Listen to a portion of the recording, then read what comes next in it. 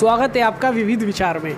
इस वक्त हम मौजूद हैं मुजफ्फरनगर के पुरानी कादिराना की कोठी गंदे कुएं के पास में, जहां पर एक यूनिक कोचिंग सेंटर है जिनके सर का दावा है कि भारत की सर्वश्रेष्ठ विधि उन्होंने एक लाए हैं, जिससे जो भी बच्चा भूल जाता है याद करना उन्हें याद हो जाता है, और जो जिनसे याद नहीं हो पाता वो आसानी से याद कर लेते हैं हंसते खेलते बिना किसी प्रेशर के। उनकी विधि से प्रभावित होकर आज उनके मेन यहाँ पर गेस्ट आए हैं विजय कुमार जी, जो कि मेरठ से आए हैं, ऑक्सफोर्ड कॉलेज चलाते हैं, स्कूल चलाते हैं, और भी इसके अलावा उनसे बातचीत करेंगे। उनके 2-3 संस्थान मेरठ में चलते हैं, शिक्षा से संबंधित हैं, टीचर्स हैं विद्यालय से। कैसा उन्हें यहाँ पर आकर लगा और कहाँ से उन्हें को पता लगा यहाँ के बारे में सीधी जानकारी देते हैं। सर मोस्ट वेलकम, आज आपको यहाँ पर आना हुआ, पहले तो पूरा रेफरेंस दीजिए और कहाँ से आपको पता चला, कैसा? जी, विजय कुमार नाम है हमारा, और Oxford international school group of Oxford international school जो मेरठ में है वो उसके चेयरमैन हैं हम। और यहाँ पर आकर क्योंकि हमारे अंदर भी क्यूरियोसिटी रहती है कुछ नया और कुछ बेहतर जानने के लिए, तो जैसे सर से एक बार एक प्रोग्राम में हमारा मिलना हुआ, लोकेश सर से हमारा मिलना हुआ, तो तब भी हमने जानकारी मिली हमें कि बच्चों को कुछ अलग ढंग से अलग तरीके से सिखाया जाता है, और यहाँ इसलिए हमारे अंदर क्यूरियोसिटी थी कि यहाँ हमें मिलना है। और यहाँ आकर अब देखा जैसे बच्चों से बहुत सारे वर्ड मीनिंग सुनवाए, उसके अलावा मैथमेटिक्स से रिलेटेड बहुत सारी चीज़ें, बहुत सारे फार्मूलाज सर ने सुनवाए बच्चों से। तो लग रहा है कि छोटे छोटे बच्चे वाकई में बहुत अच्छे जो मेमोरी है उनकी फास्ट है दूसरों से ज़्यादा, और वो कम समय में, कम एज में, कम क्लास के बच्चे ही काफ़ी कुछ अपने दिमाग में लिए बैठे हैं, और कुछ भी कोई टॉपिक देते हैं तो जल्दी से वो उस पर कितनी लाइंस बोल सकते हैं, और ये बहुत बड़ी बात है। ऐसे लगता है यहाँ पर आकर इंग्लिश भी जैसे बोल रहे हैं, क्योंकि इंग्लिश टिपिकल लगती है, ख़ास तौर से बच्चों को टिपिकल लगती है कि इंग्लिश स्पीकिंग, या पेरेंट्स को भी लगती है। लेकिन यहाँ पर जैसे बोल रहे तो ऐसे लगता है जो इंग्लिश स्पीकिंग में जो सिखाते हैं इंस्टीट्यूट पर्टिकुलर इंग्लिश स्पीकिंग के होते हैं, तो उनसे भी बेहतर ये बच्चे बोल पा रहे हैं, इतने छोटे छोटे बच्चे। तो वो बहुत अच्छा लग रहा है, क्योंकि किसी भी टॉपिक को दो और उस पर बोलना ये बहुत ज़्यादा प्रभावशाली है, क्योंकि ये हमेशा के लिए जीवन भर काम आता है। सर का दावा है कि सर के पास भारत की ऐसी सर्वश्रेष्ठ विधि है जिससे CBSE बोर्ड के भी और अन्य बोर्ड के भी बच्चे जो याद किया हुआ भूल जाते हैं, या फिर उनके आसानी से याद नहीं होता, उन्हें याद किया जा सकता है। आपने यहाँ पर देखा, निरीक्षण किया, कितने % आप प्रभावित हैं? बिल्कुल, वैसे जो जैसे अभी सर ने पढ़ा के भी दिखाया, क्योंकि हमने तो पूछा ये बात भी कि आप पढ़ाते कैसे हैं जिससे बच्चे इतना ज़्यादा लर्न इनके दिमाग में है, लेकिन वास्तव में जो विधि है वो वास्तव में प्रभावशाली है, और बच्चे ये मान लीजिएगा दूसरों से ज़्यादा, बहुत ज़्यादा बच्चे सीख रहे हैं, और उनको लंबे समय तक वो चीज़ें लर्न भी हैं। क्योंकि अभी एक बच्चा हमने देखा वो इंटर क्रॉस कर चुका है, लेकिन वो नाइन्थ की भी बातें यदि हम उनसे पूछ रहे हैं, या 8th क्लास की पूछ रहे हैं, 4th क्लास की पूछ रहे हैं, तो वो चैप्टर वाइज भी उन चीज़ों को बता पा रहा है। तो उससे लग रहा है कि ये बच्चे वास्तव में दूसरों से कहीं एक्स्ट्रा हैं और ज़्यादा हैं।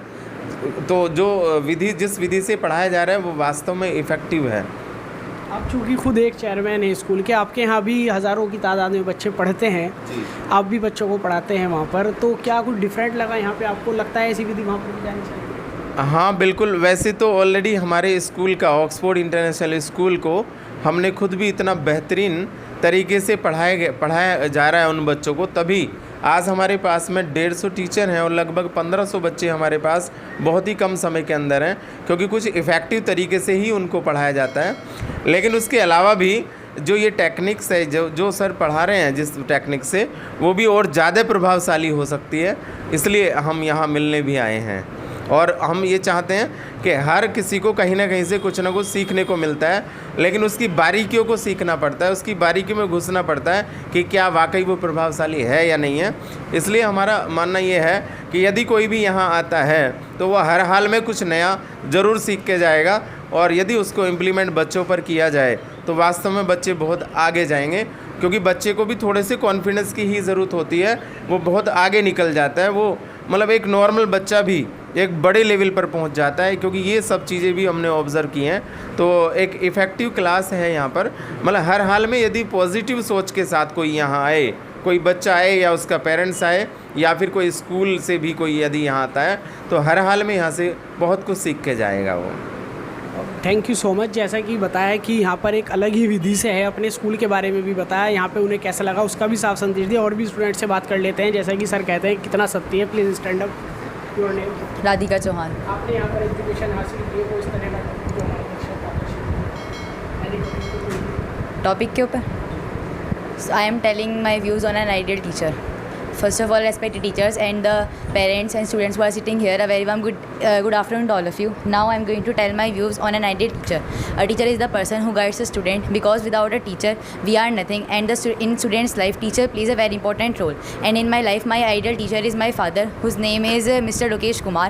He is a very good teacher. He knows very well how to teach the children, and he teaches the students with a new technique, and he is fond of doing innovative works. He is also my father, and he is running an institute, a Unique Coaching Center.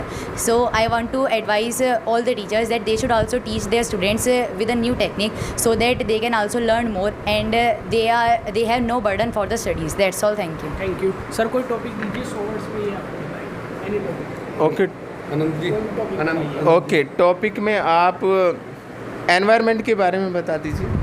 Now I am going to tell my views on environment. Environment is the thing that is all around us, and we are living in an environment. But now we can see that our environment is not so much clean and green, besides to in an ancient time, because now there is so much pollution in our environment. Like there are many types of gases: nitrogen, oxygen, and carbon dioxide. But due to harmful gases and due to so many pollution, our environment has become very dirty.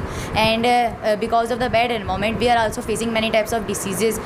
We are suffering from the disease like as skin cancer and many types of diseases because of the bad environment. Our government is also doing many types of is also taking a lot of steps so that our environment could be clean and green.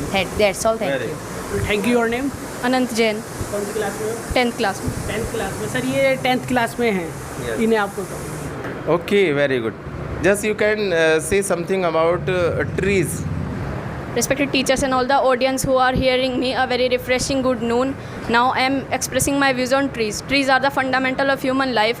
If all trees will be cut down, humans will not be possible on the earth. Humans' existence is only possible due to trees.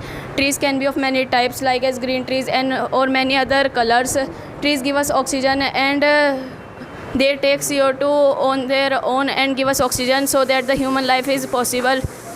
Our existence is dependent on trees, but nowadays humans are cutting the trees indiscriminately. If we will keep on cutting the trees indiscriminately, one day will come such that we will not be able to live more, and we will be in such a great problem that there will be no greenery on earth, there will be no oxygen to survive, or there will be a great calamity and disaster on the earth. That's all. Thank you. Okay. Sir ये 10th class में लगता है, 11th का बता देंगे?